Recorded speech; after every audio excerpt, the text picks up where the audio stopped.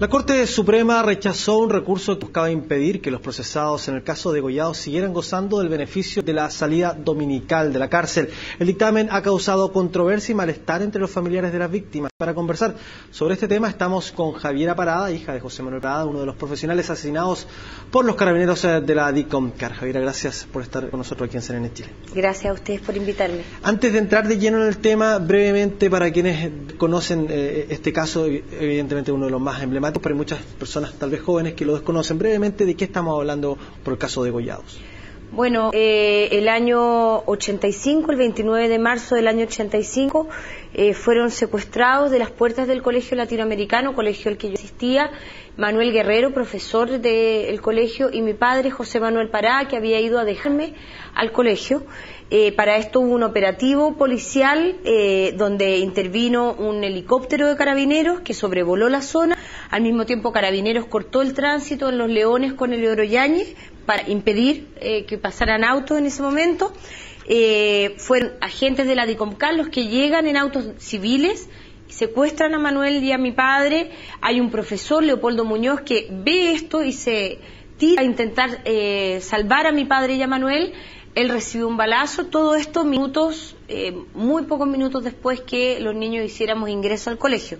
El día anterior, el día 28, día jueves, había sido secuestrado también Santiago Natino, diseñador, miembro del Partido Comunista. Mi padre, Manuel y Santiago aparecieron degollados días después en las inmediaciones del aeropuerto, con señales de tortura y tirados en un descampado. Por esto fueron condenados agentes de la DICOMCAR. ¿Qué era la DICOMCAR? La DICOMCAR era un departamento de inteligencia de Carabineros de Chile durante la dictadura. Bueno, eso es lo que ocurrió durante la dictadura. Posteriormente vino toda la investigación judicial. Finalmente, ¿a qué fueron condenados y quiénes cumplieron condena por aquello? Bueno, es uno de los pocos casos donde efectivamente han habido condenas. En Chile sabemos que hay una cantidad enorme de gente que sufrió la tortura, la relegación. Hay acreditados más de 3.000 casos de muerte y desaparición y simplemente hay 60 personas en estos momentos condenadas. O sea, nosotros, es terrible decirlo así, quizás no es la manera correcta, pero hemos tenido suerte de que hemos podido saber qué ocurrió con nuestros familiares en todas las horas en que no supimos de ello. ¿Qué significó para ustedes como familia enterarse? Porque por un lado me imagino está la búsqueda de la verdad, pero una vez cuando uno se encuentra con los detalles de lo que sucedió, tal vez es un proceso sanador, a veces complicado, ¿no? No he sido capaz de leer el expediente del asesinato de mi padre, o sea, no soy capaz de enterarme de exactamente qué detalles, de qué manera fue torturado. Yo no sé si alguno de mis hermanos lo ha hecho. Yo, en lo particular, estuve ahí cuando lo secuestraron, escuché los gritos de él sin saber que era él. Soy la hermana mayor de 4 hermanos que tenía mi madre con mi padre, luego hay otro hermano que es de mi mamá con otro marido. Y para mí el trauma de ver o escuchar el secuestro de mi padre y luego tener que entender lo que significaba degollado a los 11 años es algo que me va a acompañar la vida entera. No he sido capaz de leerme el expediente. Yo creo que hay gente que sí hace eso, yo no he podido. En mi familia, que es una familia que ya había sido golpeada por la represión, los aparatos de seguridad del régimen, mi abuelo Fernando Ortiz está desaparecido desde estuvo desaparecido desde el 15 de diciembre del año 76, por lo tanto conocía en carne propia la represión. El asesinato de mi padre es algo que marca la vida familiar para siempre. Mi abuela María Manuenda nunca se recuperó de ese dolor. Mi abuelo Roberto Pará tampoco. Él muy poco tiempo después sufrió una embolia y murió rápidamente de tristeza. Y uno tiene que aprender a vivir con un dolor que lo acompaña siempre y que es un dolor que hoy día ha sido revivido por este fallo de la Corte Suprema. Vamos a eso. ¿Hubo condena? ¿A cuántos fueron condenados? Hubo condena, hay distintas condenas por los distintos grados de responsabilidad. Yo creo que es importante decir que nosotros teníamos la posibilidad junto al resto de familias, de pedir pena de muerte. En ese momento en Chile existía la pena de muerte y nosotros nos negamos a solicitar la pena de muerte porque no creemos en la pena de muerte. Y se pidieron las máximas penas que correspondían según las responsabilidades. ¿Que era presidio perpetuo en eso? Sí, hay algunos presidios perpetuos. Ya, pero en ese momento no existía esta figura del presidio perpetuo calificado que existe hoy, ¿verdad? Por lo tanto, existía la posibilidad de obtener algún tipo de beneficio carcelario, por lo menos técnicamente, en el largo plazo. ¿Ustedes cómo se enteran de que finalmente 2 de las personas condenadas reciben este beneficio? ¿Qué es lo que sucede? ¿De qué se dan cuenta? Nos enteramos en septiembre del año pasado. Yo estaba fuera de Chile en ese momento. Para nosotros es un golpe brutal, porque como te digo, nosotros nos negamos a pedir la pena de muerte. Por lo tanto, nosotros de alguna manera hacemos un gesto respetando los derechos humanos de estas personas que no respetaron los derechos humanos de nuestros familiares, pero en el entendido de que se van a cumplir las penas a cabalidad por la gravedad que tiene para los chilenos y chilenas que en Chile haya habido una dictadura de 17 años donde se ocupó el aparato del Estado para exterminar y para amedrentar a un sector de la población. Santiago, Manuel y mi padre no tuvieron juicio, fueron secuestrados, no hay ninguna acusación en su contra, y el aparato, la DICOMCAR, que depende de Carabineros, es un aparato que pagábamos todos los chilenos. O sea que además se obliga a la sociedad chilena en su conjunto a ser cómplice de este crimen, porque finalmente es financiado por todos los chilenos. O sea, estamos hablando de un crimen de lesa humanidad. Son crímenes que por un lado no son amnistiables bajo ninguna condición, y que por otro lado efectivamente existe la posibilidad de los beneficios carcelarios, pero bajo un reglamento muy estricto que en estos momentos no está siendo respetado. Bueno, usted justamente por eso acudieron a la Corte de Apelaciones de Santiago primero, luego a la Corte Suprema, y en las 12 instancias se zanjó finalmente por la justicia que estos beneficios de realidad dominical estaban ajustados a la norma, por el hecho de ellos cumplir con los requisitos. Lo que dice la Corte de Apelaciones es que efectivamente el alcaide no está excediéndose de sus funciones y que el permiso no debería ser otorgado, pero que no está comprobado el daño y el daño que a nosotros como familiares nos puede producir la salida de estas 2 personas involucradas en el crimen. Eso es lo que dice la Corte de Apelaciones. O sea, dice que no es procedente, sí, pero que no está comprobado el daño que a nosotros nos puede hacer. Aclaremos un poco cómo sucede esto. Es Gendarmería quien a través de su reglamento puede, vía el alcaide del penal, que en este caso es Punta Peuco, quien puede conceder los beneficios, ¿verdad? Exactamente. Él los concedió y posteriormente ustedes, a través de un recurso de protección, llegaron a la Corte señalando que a través de esa medida, a través de ese beneficio, se estaba afectando derechos de ustedes, ¿verdad? Lo que ocurre es que hay un grupo de ciudadanos que cuando se enteran de esta noticia dicen: esto no puede ser, nosotros como chilenos no podemos aceptar que este grupo de personas se puedan encontrar con los asesinos de su familia, menos en estas condiciones que, insisto, tiene este crimen, que es un crimen en el cual está involucrado el Estado. Entonces, estos ciudadanos presentan un recurso de protección para nosotros, o sea, intentando defender nuestros derechos, y la Corte de Apelaciones dice: sí, efectivamente el alcaide no cumple con los requisitos para dar estos permisos, pero no está asegurado que Javiera Parada, Camilo Parada, Juan José, Antonio, Manuel Guerrero estén en peligro, su integridad esté en peligro con la salida dominical. ¿De qué forma, qué pasaría en el caso que tú, por ejemplo, te toparas con ellos alguna vez? No sé, espero no topármelos porque no sé cómo reaccionaría. O sea, ellos actuaron amparados por el Estado, siendo absolutamente cobardes. O sea, no es un crimen de 1 a 1, ellos eran mucha más gente, como insisto, tenían todo el aparato de la DICOMCAR a su servicio, por tanto es de un crimen de una cobardía que la verdad yo no sé cómo reaccionaría. Yo tengo un hermano, Antonio, que tenía 1 año 9 meses cuando secuestraron a mi padre. Antonio no se acuerda de mi papá, no tiene recuerdos, memorias de él, lo ha visto en foto, nosotros le hemos contado con quién es, pero no se acuerda, y él hasta el día de hoy, cada vez que se enfrenta a Carabineros, tiene shocks nerviosos.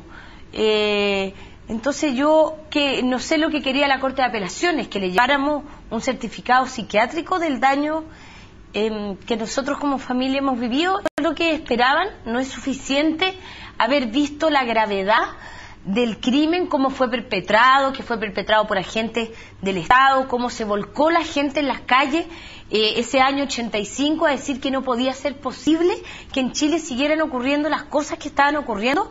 Yo no sé qué necesitaban los jueces de la Corte de Apelaciones para entender el tremendo daño no solo a nuestras familias, sino a la sociedad chilena en su conjunto que se hizo con este crimen tan feroz. No ha aceptado el recurso por la Corte de Apelaciones, los abogados apelan a la Corte Suprema y la Corte Suprema simplemente ya hace algo que para nosotros es incomprensible, que despacha en 6 páginas un fallo en el cual no hace ninguna mención a la gravedad de los hechos. Es como que estuviera hablando de un robo de gallinas, o sea, pasa por encima de que es un hecho que impactó a la opinión pública, que estuvo involucrado el Estado, que finalmente es uno de los crímenes que tuvo más repercusión internacional. Javiera, entre los argumentos que hay en estos documentos, en estos fallos emitidos por ambas cortes, uno de los puntos que se destacan por parte de quienes presentaron los recursos es que estas personas condenadas nunca pidieron perdón. ¿Tú crees que si hubiera algún gesto de parte de ellos, cambiaría un poco la disposición de ustedes frente a Salía?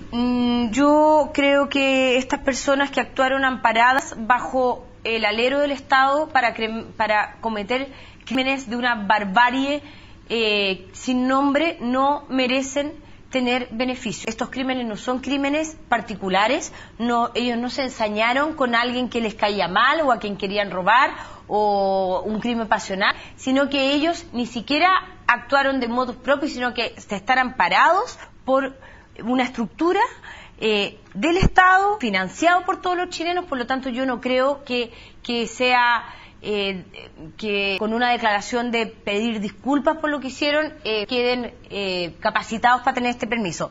Aparte de esto, hay un requisito fundamental para que estos permisos sean entregados, y es que tengan buena conducta. Está acreditado en documentos de Gendarmería, en artículos de prensa, que estas 2 personas responsables directos de los asesinatos de Santiago Natino, Manuel Guerrero y José Manuel Parada, no han tenido buena conducta, han tenido peleas dentro del penal, y eso es de público conocimiento. ¿Por qué crees tú entonces que se concedió este beneficio si no cumplía con los requisitos? Yo no entiendo por qué han sido concedidos. Yo hoy día quiero hacer un llamado al ministro del Interior y a la ministra de Justicia, porque yo quiero saber qué es lo que piensa el Ejecutivo de este caso. Hace una semana hemos visto cómo el ministro Chadwick se manifestaba porque un imputado, en un caso, imputado por la ley antiterrorista, un machi mapuche, estaba haciendo una ceremonia al interior de un penal. El ministro Chadwick ha pedido reuniones con todo el mundo para pedirle a Gendarmería explicaciones de ese caso, ha escrito columnas de opinión y hasta el día de hoy no se ha pronunciado frente a para nosotros, una actuación improcedente del alcaide de Punta Peuco. Entonces yo quiero saber qué es lo que opina el ministro Chadwick de esto, qué es lo que opina la ministra de Justicia, porque aquí creo que el alcaide y por lo tanto el director de Gendarmería está faltando a sus funciones y ellos dependen de la ministra de Justicia, y yo quiero saber la opinión del ministro del Interior. Hace algunos instantes estuvimos acá en CNN Chile con el general director de Carabineros, Fernando Cordero, que nos señalaba que de manera, digamos, bastante clara que, por lo menos en su dicho, digamos, que estos ex carabineros estaban haciendo uso de un derecho, no de un beneficio. ¿Qué opinas tú respecto a eso? Yo le di a este señor de que Carabineros de Chile debería ser la institución más interesada en que los crímenes en los que participaron agentes de Carabineros fueran juzgados y la gente que tiene que cumplir penas cumpliera sus penas, porque es el honor de Carabineros de Chile el que está en juego.